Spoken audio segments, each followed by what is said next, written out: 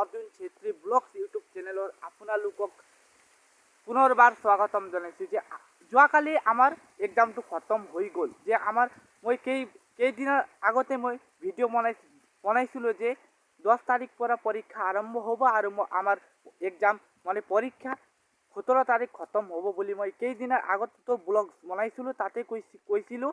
আৰু যে যোৱাকালি আমাৰ এক্সামটো খতম হৈ গ'ল।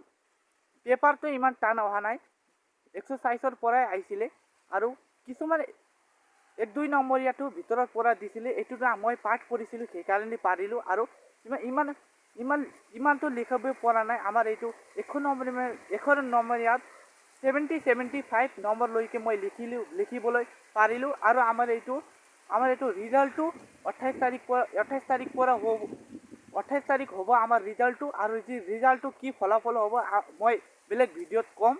আমাৰ পেপাৰটো ইমান টান অহা নাই, তো 28 তাৰিখ হ'ব আমাৰ ৰিজাল্টটো কি ফলাফল হ'ব মই বেলেগ ভিডিঅ'ত ক'ম। আজিৰ ভিডিঅ' পৰা মই বিদায় লৈছোঁ। জয় অসম, জয় হিন্দ।